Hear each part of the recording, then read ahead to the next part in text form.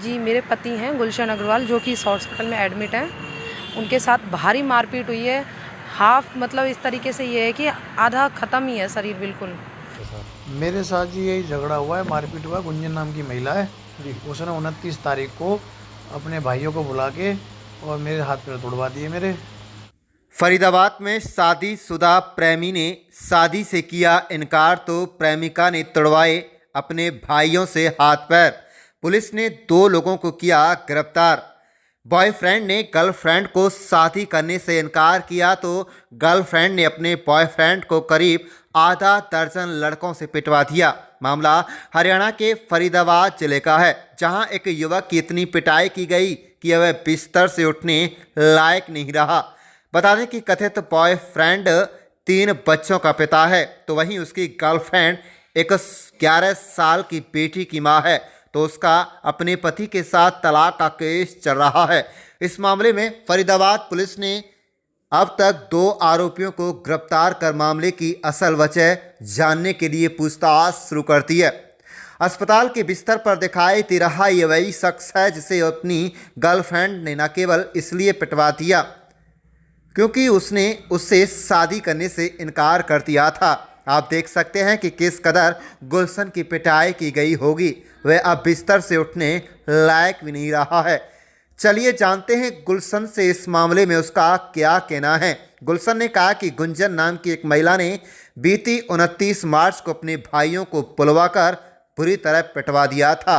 गुलशन ने कहा है कि गुंजन उसके संपर्क में 2019 में उस वक्त संपर्क में आई जब गुंजन खुद उसकी मोबाइल की दुकान पर आई थी और सीएससी सेंटर को लेकर उससे संपर्क कर रही थी।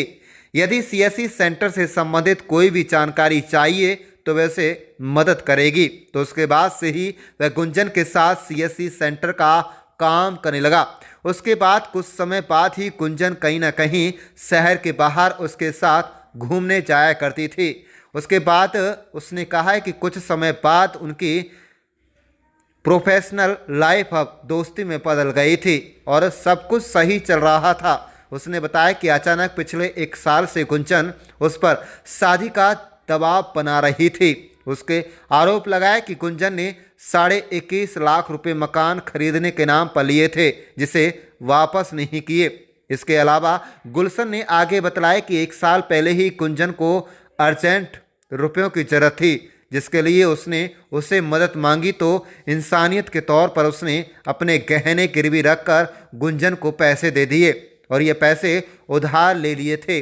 तो गुंजन ने अब तक उसको पैसे वापस नहीं किए। उन्होंने कहा कि उसके पास आज भी उन गहनों की रसीद है जिसके एवरेज में उसने लोन लिया था और इस लोन की किस्त वह अपने अब तक भर रहा है। गुलशन ने साफ साफ गुंजन पर आरोप लगाते हुए कहा है कि वह उसके द्वारा गुंजन की आर्थिक मदद के तौर पर दिए गए पैसे रुपए वापस नहीं लौटाना चाहती थी।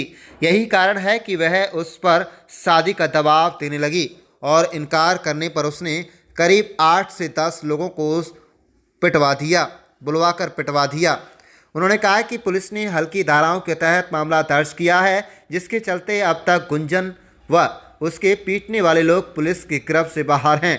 वहीं पुलिस पीआरओ यशपाल सिंह के मुताबिक इस मामले में पुलिस ने मामला दर्ज कर 2 युवकों को हिरासत में लिया है। उन्होंने कहा है कि फिलहाल पुलिस पूछताछ कर रही है कि आखिरकार मारपीट के पीछे क्या कारण रहा है। तो वहीं उन्होंने कहा है कि जो भी पूछताछ के बाद मामला सामने आएगा उसी हिसाब से आगामी कार्रवाई अमल में लाई जाएगी। गर्लफ्रेंड द्वारा बॉयफ्रेंड के हाथ पैर तोड़वाने का मामला सामने आया है, क्या है?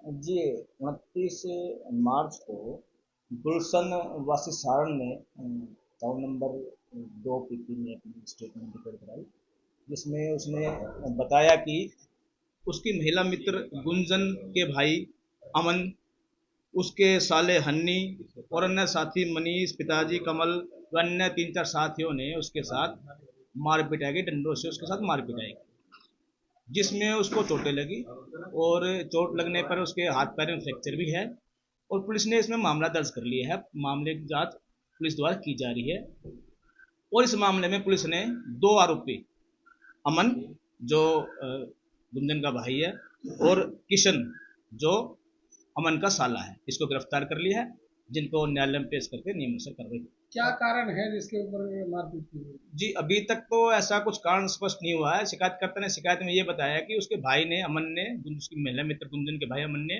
उसको मिलने के लिए बातचीत करने के लिए बुलाया था, और पहले से ही वो डंडे लेके खड़े थे। जैसे वो पहुंचे उसके साथ उसने झगड़ा कर दिया, मारपिटाई कर दी, जिसमें चोटें लगी। बताया जा रहा है गर्लफ्रेंड ने शादी का दबाव बनाया था, मना करने पर मारपीट की गई। अभी तक तो ऐसे कोई जानकारी सामने नहीं आई है, बाकी इन्वेस्टिगेशन में जो भी बातें आएंगी उसके अनुसार हम कार्रवाई करेंगे। गिरफ्तार जो हुए हैं 2 आरोपी, वो कब किए गए हैं?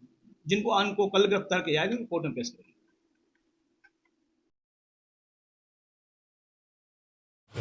मेरे साथ जी यही झगड़ा हुआ है, मारपीट हुआ। गुंजन नाम की महिला है, उसने 29 तारीख को अपने भाइयों को बुला के और मेरे हाथ पैर तोड़वा दिए मेरे। कैसे संपर्क में आए गुंजन? 2019 से वो मेरे संपर्क में थी। 2019 से मेरी शॉप पर आई थी गुंजन कि CSC काम से कोई रिलेटिव अगर कोई भी काम हो तो आप हमसे संपर्क कर सकते हो और हम आपको सारी सर्विसेज प्रोवाइड करवाएंगे। तो गुंजन की मेरी मतलब गुंजन के साथ मतलब वो हम एक दूसरे काम करने लगे एक दूसरे के साथ CSC सेंटर का। तो वो काफ़ी टाइम हो गया।